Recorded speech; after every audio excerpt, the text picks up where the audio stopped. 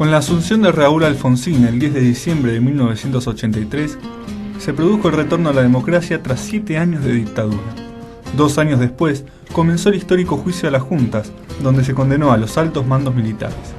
Uno de los fiscales a cargo fue Julio César Estracera, quien pronunció un memorable alegato. Señores jueces, quiero renunciar expresamente a toda pretensión de originalidad para cerrar esta requisitoria. Quiero utilizar una frase que no me pertenece, porque pertenece ya a todo el pueblo argentino. Señores jueces, nunca más. El máximo responsable del tribunal, León Arslanian, fue el encargado de leer las sentencias. De acuerdo a lo dispuesto en los artículos 400 y 401 del Código de Justicia Militar, que el tribunal, por unanimidad, falla, condenando al teniente general Jorge Rafael Videla a la pena de reclusión perpetua, condenando al almirante Emilio Eduardo Macera a la pena de prisión perpetua, condenando al brigadier general Orlando Ramón Agosti a la pena de 4 años y 6 meses de prisión, condenando al teniente general Roberto Eduardo Viol a la pena de 17 años de prisión. En las Pascuas del 87 se produjo la primera insurrección militar desde el regreso de la democracia. El levantamiento Cara Pintada, en Campo de Mayo, estuvo comandado por el teniente coronel Aldo Rico. El pueblo quiere tener leones en los cuarteles, no políticos. Por la tarde, y tras varias horas de incertidumbre y tensas negociaciones, Alfonsín se dirigió a la multitud congregada en Plaza de Mayo que aguardaba sus palabras. Los hombres amotinados han depuesto su actitud.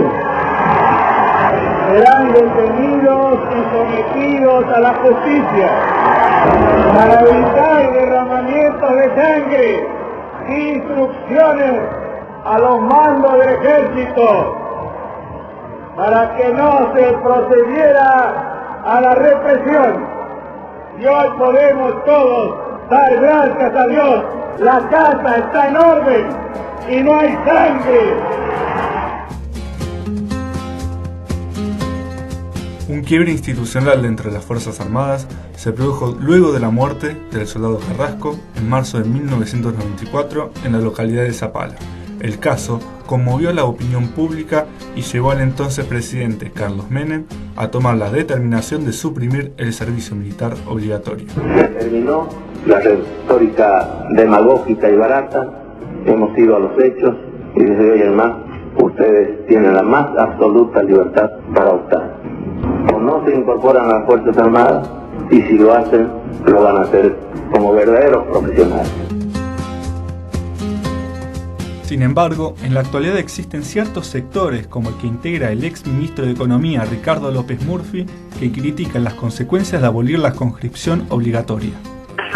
Lo que no funcionó ahí adecuadamente es que cuando hubo que contratar los soldados voluntarios, que son aproximadamente los que una estación como nuestra Fuerza Armada y el tamaño del país requieren, esa decisión luego no se adoptó integralmente, es decir, lo que se hizo fue tener un menor número de tropa voluntaria y en consecuencia eso afectó gravemente el funcionamiento de las fuerzas y la capacidad de las reservas que el país tiene. En esa misma línea, se mantiene el capitán de navío retirado y combatiente de Malvinas, Juan Carlos Llanuso. Yo creo que la conscripción era un elemento muy importante para un montón de gente. La gente salía con una instrucción, salía con la escuela primaria hecha.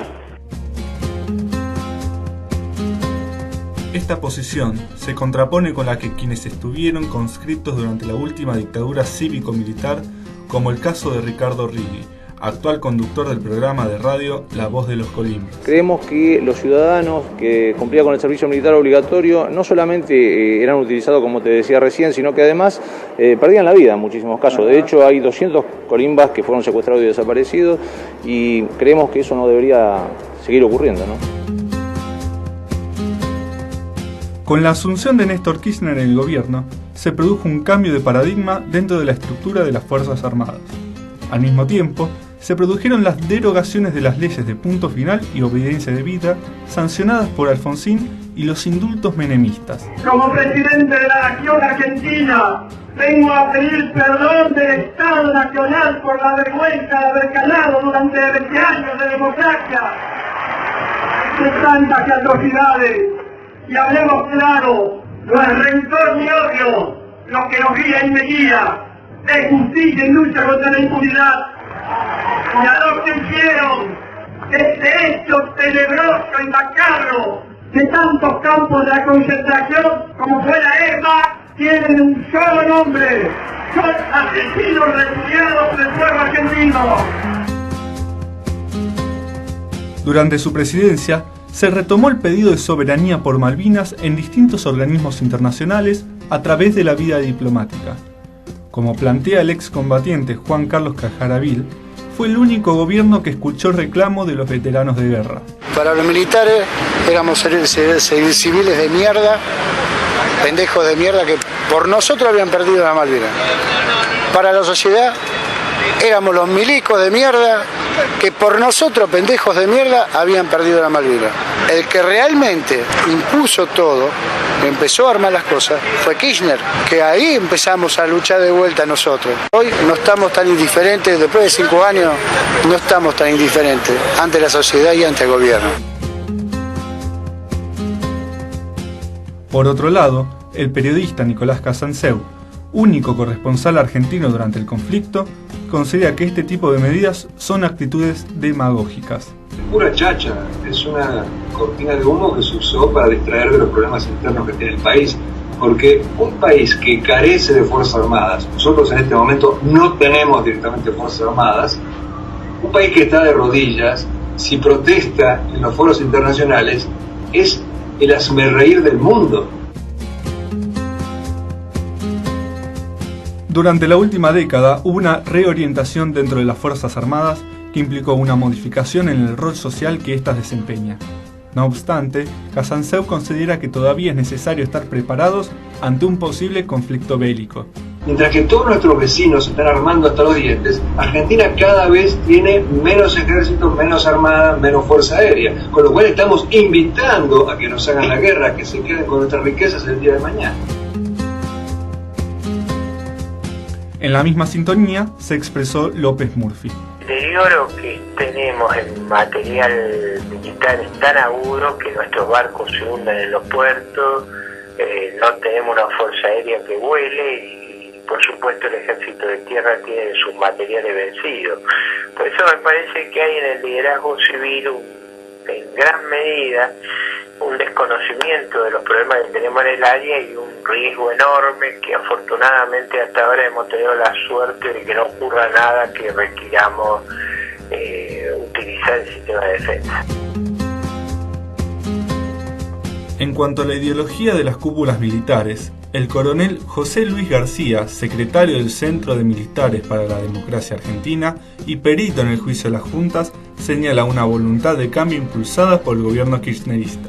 Recién empieza a cambiar la situación a partir del advenimiento de este nuevo gobierno de Kirchner, que empieza a juzgar en forma absoluta a todos los que encuentran ya responsables, pero que eran muy pocos, pero que en interín, en los 30 años que han transcurrido, no ha habido el menor intento de penetrar dentro de las fuerzas, cambiar realmente la orientación y el sentido, hacerlas parte de un proyecto nacional como corresponde.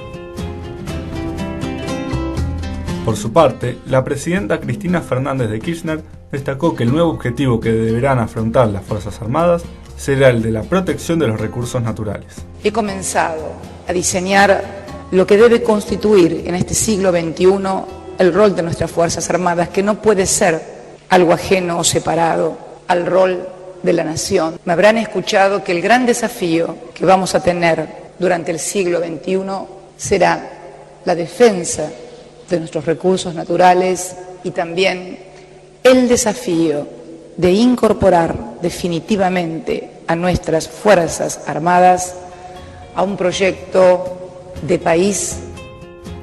En estos 30 años, las Fuerzas Armadas no solo han sufrido un cambio interno, sino también una profunda transformación en su influencia política y cultural dentro de la sociedad.